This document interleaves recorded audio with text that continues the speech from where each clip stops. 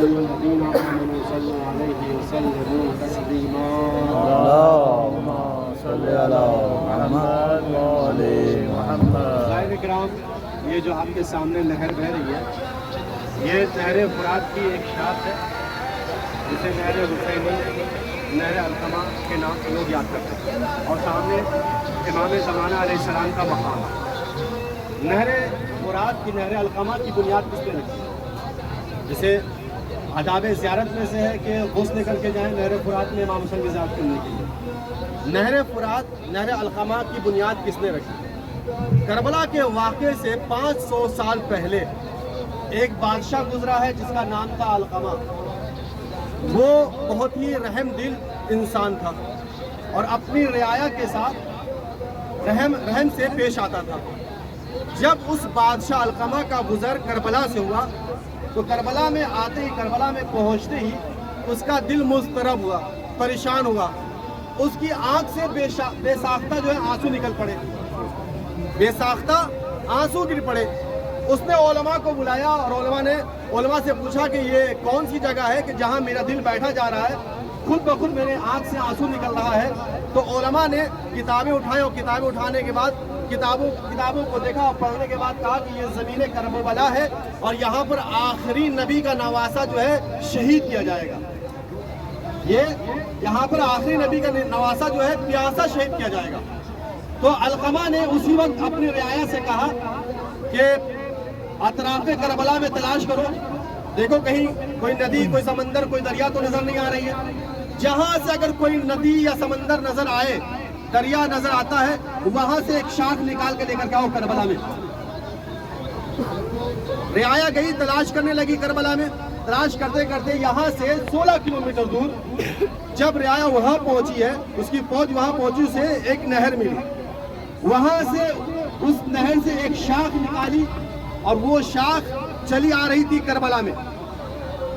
اور اس وقت علقمہ بادشاہ نے نہر کا پانی جب دیکھ لیا کہ کربلا میں آ گیا، تو اس وقت اس بادشاہ نے کہا کہ یہ نہر علقمہ ہے۔ اور جب پانی آ چکا نہر میں تو اس وقت اس بادشاہ علقمہ نے پانی کو چلو میں لیا اور چلو میں لینے کے بعد دعا کی، پروردگار گواہ رہنا، میں نے حسین کے لیے سبیل کا انتظام کر دیا۔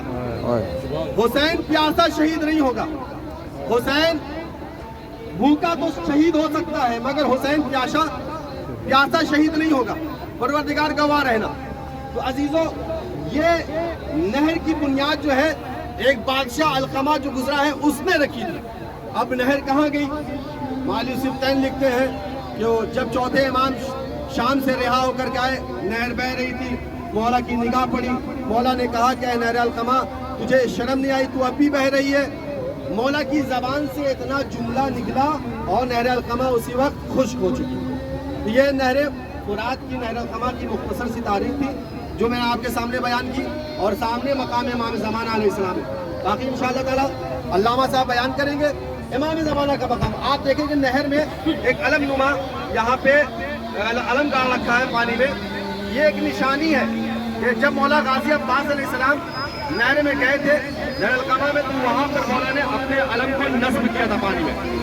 آج لوگ سوال کرتے ہیں کہ محمد نے سورج کو کیسے، چاند کو ٹکڑے کیسے کیے، علی نے سورج کو کیسے پلٹایا، منطقی فلسفی سوال کرتے ہیں۔ غازی نے علم کو بہتے ہوئے پانی میں کیسے گاڑا؟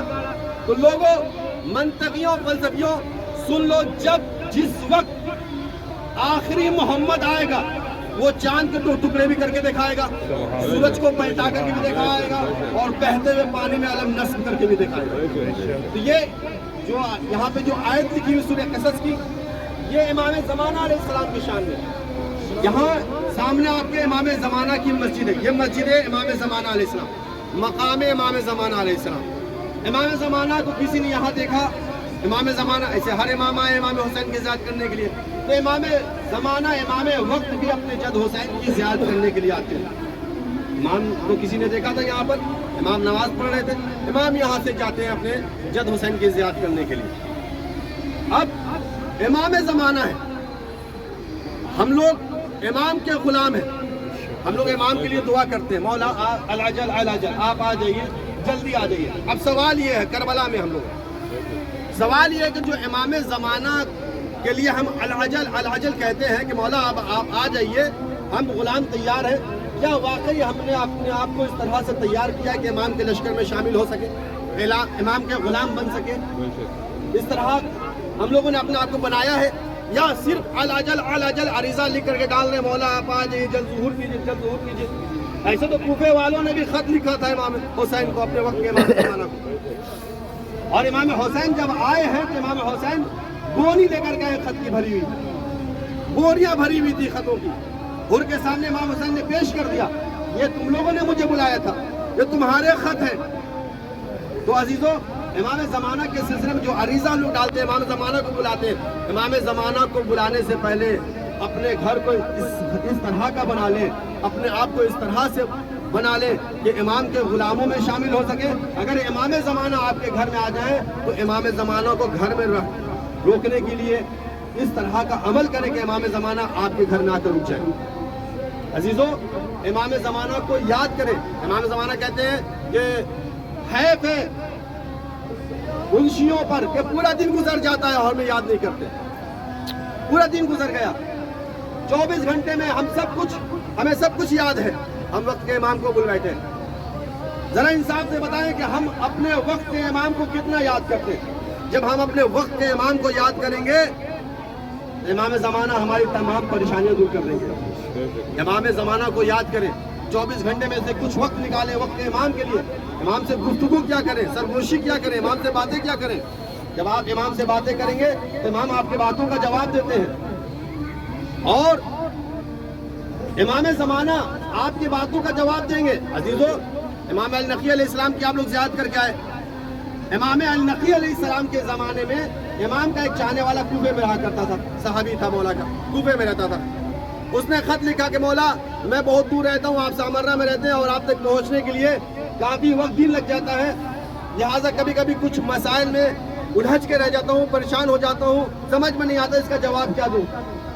خط لکھا اس نے امام علی نقی علیہ السلام کو۔ امام نے اس کے خط کے جواب میں لکھا، ان کانت لک حاجت فتحرک شفتک، جب بھی تمہیں کوئی حاجت پیش آئے تم اپنے ہونٹوں کو حرکت دو، تمہارے منہ سے نکلی آواز تمہارے کان تک جو پہنچتی ہے، کان تک پہنچنے سے پہلے تمہاری باتیں مجھ تک پہنچ جاتی ہیں۔ تو جب ہم امام زمانہ سے باتیں کرنا شروع کر دیں گے تو ہماری تمام پریشانیاں دور ہو جائیں گی، ہمیں کسی آبا بابا کے پاس جانے کی ضرورت نہیں ہے، کسی مولوی مولانا کے پاس جانے کی ضرورت نہیں، کسی تعویذ کی ضرورت نہیں ہے۔ آپ امام زمانہ کو یاد کرنا شروع کر دیجئے، انشاءاللہ تعالی امام زمانہ آپ کی مدد کریں گے، اور دعا گو ہے کہ پروردگار جلد اجل امام زمانہ علیہ السلام کے ظہور میں تعجیل فرما، اور ہم لوگ امام زمانہ علیہ السلام کے غلاموں میں شمار کریں۔